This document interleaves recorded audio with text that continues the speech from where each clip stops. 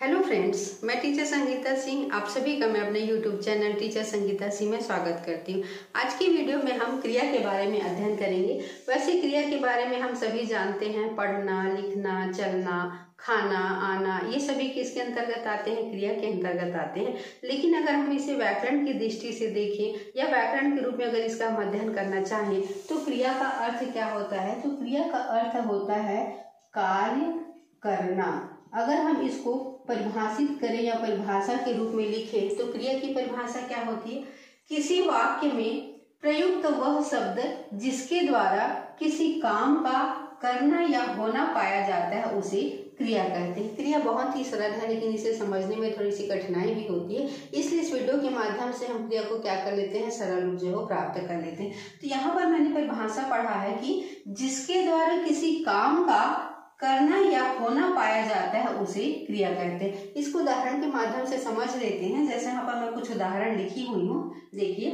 विक्रम पढ़ रहा है, शास्त्री जी भारत के प्रधानमंत्री थे, महेश क्रिकेट खेल रहा है, सुरेश खेल रहा है। विक्रम पढ़ रहा है, तो यहाँ पे देखिए पढ़ रहा है अर्थात जो है पढ़ाई का कार्य हो रहा है, इसलिए यहाँ पे जो है पढ़ रहा है, यह क्या है?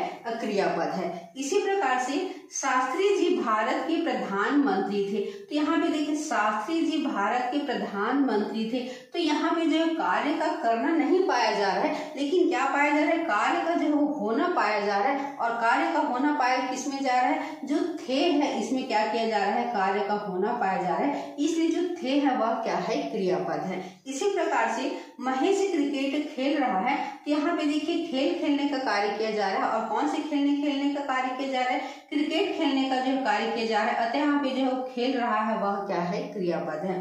इसी प्रकार से सुरेश खेल रहा है, तो यहाँ पे देखिए सुरेश खेल रहा है, तो यहाँ पे जो है वो जो मुख्य कर्म है यहाँ पर जो उपस्थित नहीं है, लेकिन जो गौड़ कर्म है वह क्या है? यहाँ पर उपस्थित है। तो खेल खेल रहा है, तो यहाँ पे निश्चित हो कोई क्या किया जा रहा है? कुछ खेल खेला जा रहा है, कुछ भी खेल को क्या किया जा रहा है? खेला जा रहा है, अर्थात यहाँ पे जो गौड़ कर्म क्या है? उपस्थित है, इसलिए खेल रहा है यहाँ पर क्या है? क्रियापद है। तो इस प्रकार से हमारी परिभाषा के अनुसार से कि जिसके द्वारा किसी काम का करना या होना पाया जाता है उसे क्या कहते हैं? क्रिया कहते हैं। तो यहाँ पे पढ़ रहा है, ये भी क्रियापद है, साथ ही थे क्रियापद है, क्रिकेट खेल रहा है में खेल रहा है क्रियापद है, और साथ ही सुरेश खेल रहा है में खेल रहा है क्रियापद है। अब हम क्या करते हैं? क्रिया शब्द को जो है पहचान लेते हैं कि क्रिया शब्द किसे कहते हैं। तो क्रिया शब्द की अगर हम परिभाषा लिखना चाहें तो परिभाषा क्या हो जाएगी? वे शब्द जिनसे किसी कार्य या काम के होने का बोध होता है उसे क्रिया शब्द कहते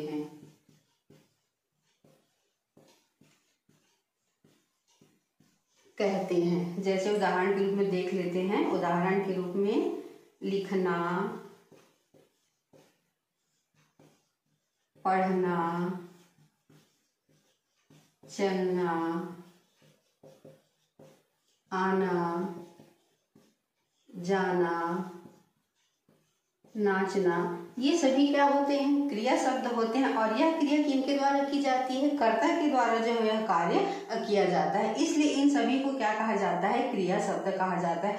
हम क्रिया के बारे में अध्ययन करें और धातु के बारे में हम अध्ययन न करें, ऐसा हो ही नहीं सकता है, क्योंकि अधिकतर जितने भी प्रश्न आते हैं एग्जाम्स में किससे आते हैं? धातु रूप से ही आते हैं। और धातु रूप क्या होता है? तो धातु रूप जो है वो क्रिया का जो है वो मूल रूप होता है, अर्थात जो है वो धातु से ही क्रिया का क्या होता है? निर्माण होता है। अगर इसे मैं परिभाषा के रूप में लिखूं तो इसको भी हम लिख सकते हैं कि धातु किसे कहते हैं? तो क्रिया के मूल रूप को क्या कहते हैं? धातु कहते हैं।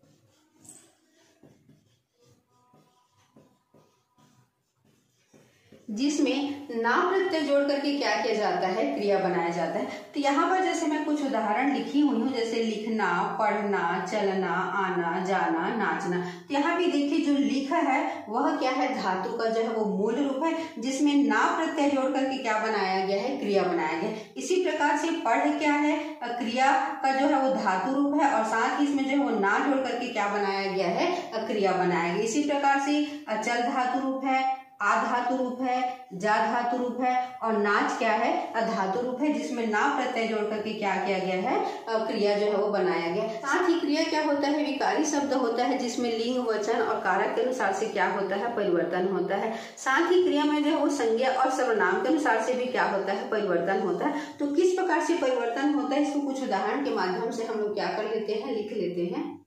यहाँ पर मैं संज्ञा शब्दों से बनाए हुए कुछ नाम धातु के उदाहरण, साथ ही सर्वनाम, विशेषण और अनुकरणवाची शब्दों से बनाए हुए कुछ नाम धातु के उदाहरण को मैं यहाँ पर लिख देती हूँ। तो यहाँ पर हम देख लेते हैं कैसे जो है वो संज्ञा शब्दों से जो है नाम धातु बनाया जाता है। तो संज्ञा शब्द हमारा क्या है, सर्म है, बात है, लात है, झूठ है। जब हम इसका नाम धातु बनाएंगे तब यह क्या हो जाएगा, तो सर्म का क्या हो जाता है, शर्माना।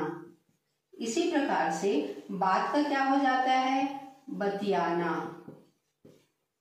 लात का लतियाना और झूठ का क्या हो जाता है, झूठलाना। इसी प्रकार से जो सर्वनाम युक्त शब्द होते हैं उनका हम नाम धातु बनाते हैं तब क्या हो जाता है, अपना का क्या हो जाता है, अपनापन।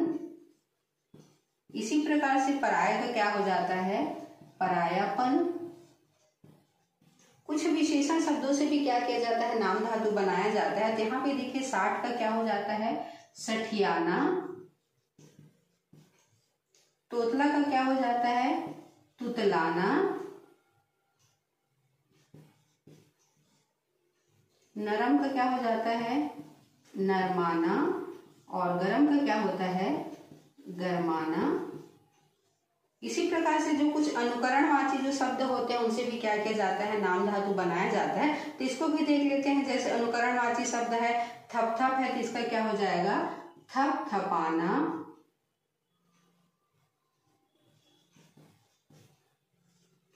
थर थर का क्या हो जाएगा, थर थराना। इसी प्रकार से टन टन का क्या हो जाएगा, टन टनाना। बड़बड़ का क्या हो जाएगा, बड़ बढ़ाना। देखने में ऐसा लग रहा है कि बहुत ही आसान है, हम इसको क्या कर सकते हैं, आसानी से बना सकते हैं। तो यकीन मानिए जो अधिकतर कॉम्पिटिटिव एग्जाम्स में जो प्रश्न पूछे जाते हैं इन्हीं से पूछा जाता है। कि किस प्रकार से प्रश्न पूछा जाता है इसको भी ध्यान दे देते हैं। तो जैसे कि मान लीजिए प्रश्न हमारा दे देगा कि बात का जो है नाम धातु रूप क्या होता है। तो जब हम तैयार करे रहेंगे कि बात का जो है नाम धातु रूप क्या होता है, बतियाना, तब हम इसको उत्तर को क्या कर सकते हैं, आसानी से बना सकते हैं। इसी प्रकार से जैसे झूठ का जो है वो नाम धातु रूप क्या होता है, झूठलाना। उसी प्रकार से पराया का जो है नाम धातु रूप क्या होता है, परायापन। तो अगर हम इस तरीके से तैयार किए रहेंगे तो हम इसको क्या कर सकते हैं, आसानी से तैयार कर सकते हैं। अब हम देख लेते हैं क्रिया के भेद को।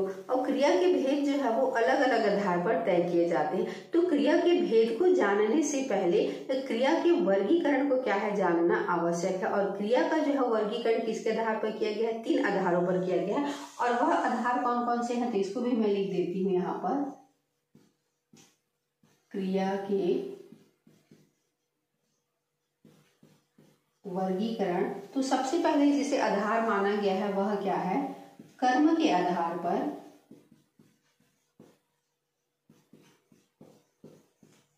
दूसरा प्रयोग या संरचना के आधार पर।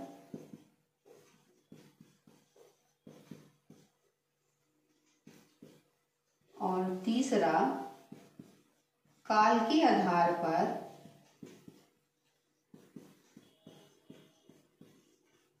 क्रिया का वर्गीकरण। इन तीनों जो वर्गीकरण है उनके आधार पर जो क्रिया का भेद किया गया है उसको मैं क्या कर देते हैं, चार्ट के रूप में जो है वो लिख देती हूँ। यहाँ पे देखिए क्रिया के भेद के 3 आधार माने गए हैं, कर्म के आधार पर, प्रयोग एवं संरचना के आधार पर और काल के आधार पर। तो यहाँ पे देखिए कर्म के आधार पर जो है क्रिया के कितने भेद होते हैं, तो कर्म के आधार पर जो है क्रिया के दो भेद होते हैं, अकर्मक क्रिया और सकर्मक क्रिया।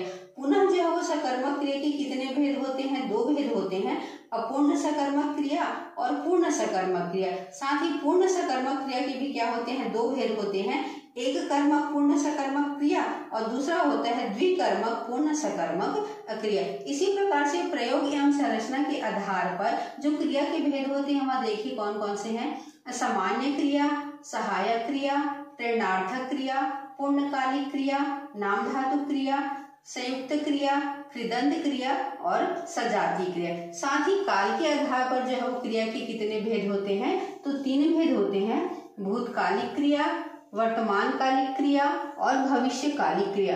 भूतकालिक क्रिया जो पुनः कई भेद होते हैं, जिनमें सामान्य भूतकालिक क्रिया, आसन्न भूतकालिक क्रिया, पूर्व भूतकालिक क्रिया, अपूर्व भूतकालिक क्रिया, संदिग्ध भूतकालिक क्रिया, हेतुमत भूतकालिक क्रिया होती है। साथ ही जो वर्तमानकालिक क्रिया होती है उसके भी कई भेद होते हैं, जिनमें सामान्य वर्तमानकालिक क्रिया, अपूर्ण वर्तमानकालिक क्रिया, संदिग्ध वर्तमानकालिक क्रिया, आज्ञार्थक वर्तमानकालिक क्रिया और संभाव्य वर्तमानकालिक क्रिया। इसी प्रकार से जो भविष्यकालिक क्रिया होती है उसके भी क्या होते हैं, भेद होते हैं। तो जिसमें सबसे पहला होता है सामान्य भविष्यकालिक क्रिया, दूसरा होता है अज्ञार्थक भविष्यकालिक क्रिया और तीसरा होता है संभाव्य भविष्यकालिक क्रिया। तो ये जितने भी हैं सब क्या है, क्रिया के भेद हैं। इनका हम जो है विस्तृत अध्ययन जो है वो एक एक करके करेंगे, ताकि जो है हम छोटी से छोटी बातों को क्या कर सके, अध्ययन कर सके। तो आज की वीडियो में सिर्फ इतना ही अध्ययन करेंगे। आने वाले वीडियो में हम सभी का क्या करेंगे, विस्तृत से जो है वो एक एक करके जो है वो अध्ययन करेंगे। तो आज की वीडियो आप लोगों को कैसा लगा जरूर बताइएगा। अगर वीडियो अच्छा लगा होगा तो वीडियो को लाइक कीजिएगा, कमेंट कीजिएगा, शेयर कीजिएगा।